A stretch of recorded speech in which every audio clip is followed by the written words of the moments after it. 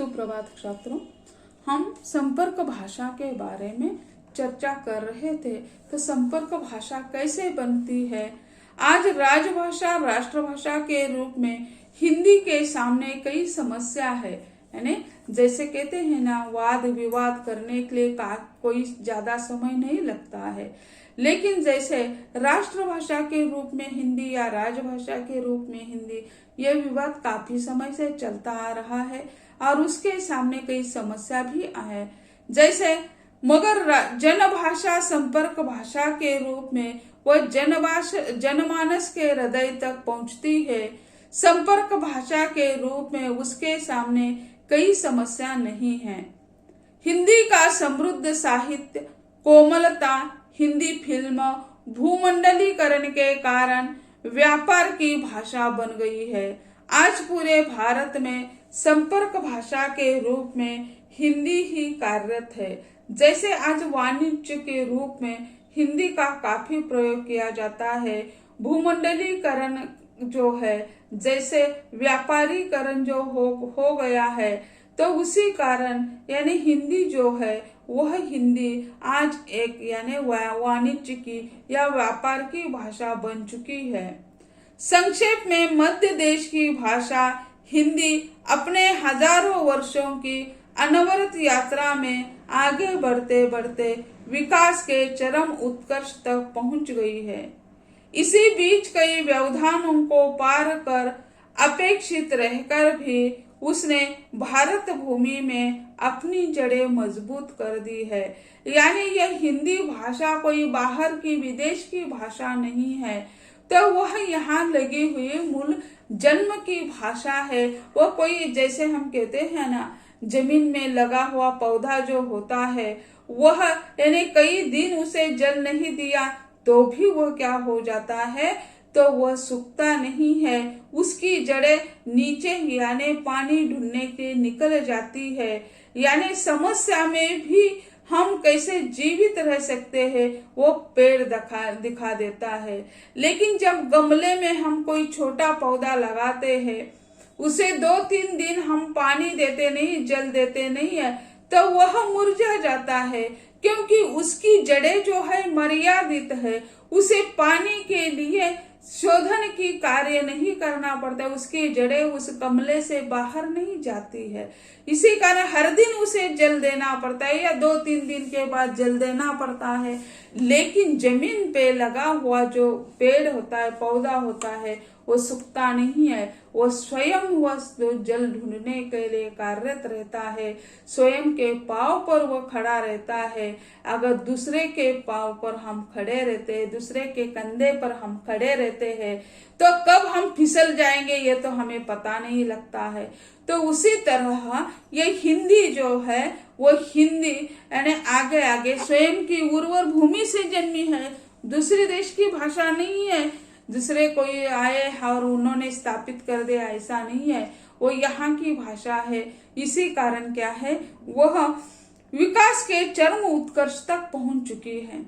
इसी बीच कई व्यवधानों को पार कर अब उपेक्षित रहकर भी उसने भारत भूमि में अपनी जड़ें मजबूत कर दी है।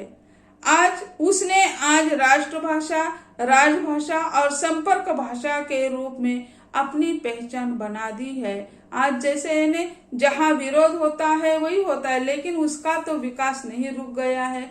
अनेक देशों में, अनेक राज्यों में वह बहती गंगा चल रही है। तो ऐसे उसे हिंदी जो है राष्ट्रभाषा है, राजभाषा है और संपर्क भाषा के रूप में भी कार्य कर रही है। इसके अलावा मातृभाषा, संचार भाषा, वाणिज्य भाषा के रूप में भी वह सफल रूप में कार्य कर रही है। तो यह जो अलावा जैसे हम देखते हैं, मातृभाषा के रूप में वो कार्य कर रही है, संचार भाषा के रूप में कार्य कर रही है, वाणिज्य भाषा के रूप में वह यानी एक सफल भाषा के रूप में वह कार्य करती हुई हमें दिखाई दे रही है। अनेक रूप, अनेक कार्य वह यानी पार करती जा रही है।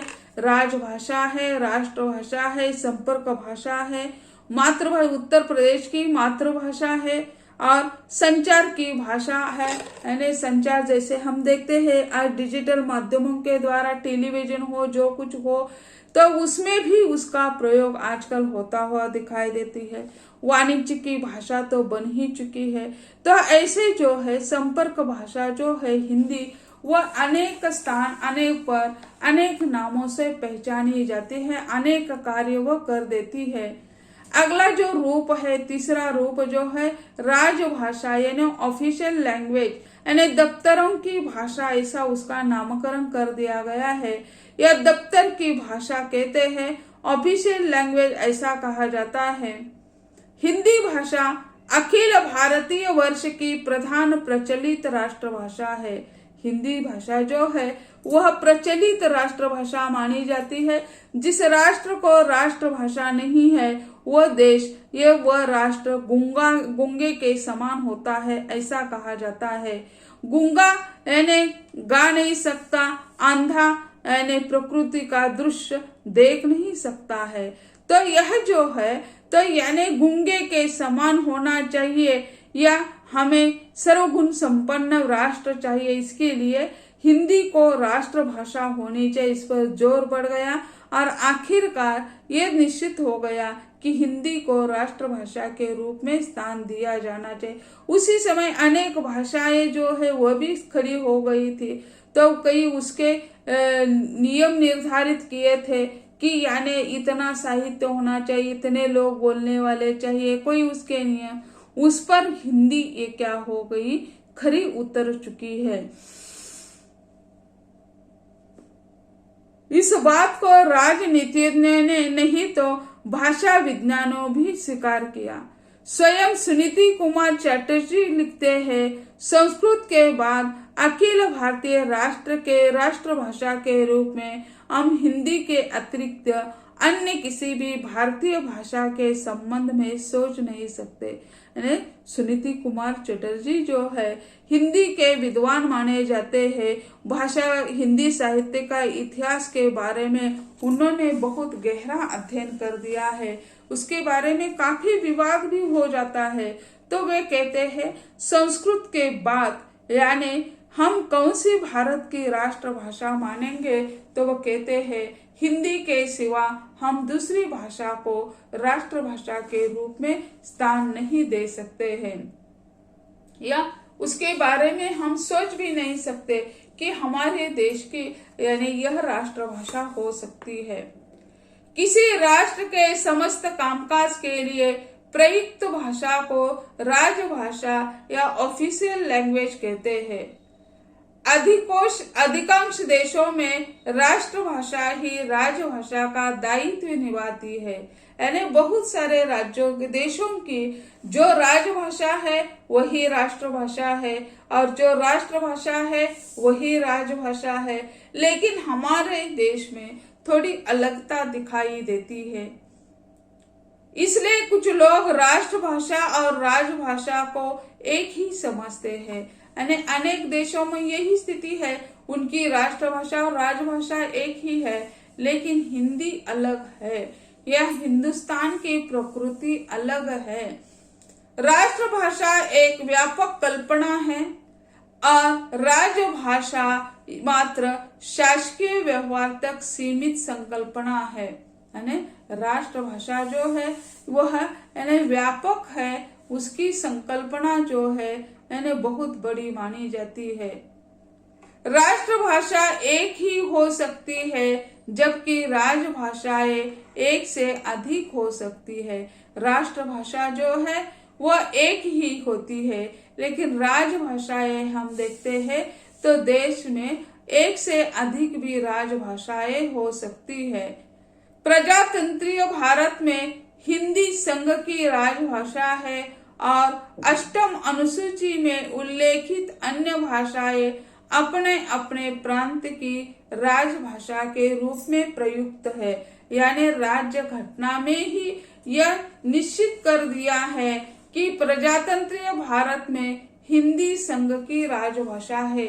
संघ प्रदेश यानी आज भी कई ऐसे प्रदेश है वह संघ का स्थान प्राप्त कर चुके हैं। तो ऐसे वहाँ की भाषा जो है वह राजभाषा है और उसके 8वें अध्याय अनुसूची में यह निश्चित कर दिया है कि यानी अपने अपने प्रांत की राजभाषा के रूप में प्रयुक्त किया जाए। यानी राष्ट्र की भाषा हमारी यानी हिंदी है और राज्य की भाषा, हम महाराष्ट्र में रहते हैं तो हमारी राजभाषा मराठी मानी जाती है। हिंदी अपने निम्न काल से ही किसी न किसी रूप में कामकाज की भाषा के रूप में व्यवहृत रही है।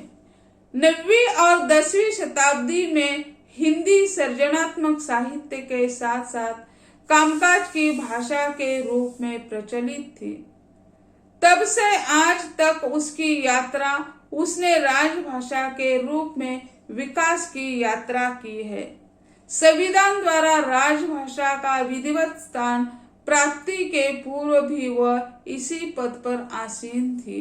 यानी जैसे हम देखते हैं संविधान में विधिवत उन्हें स्थान दिया गया है, उसके बारे में कोई आशंका नहीं है।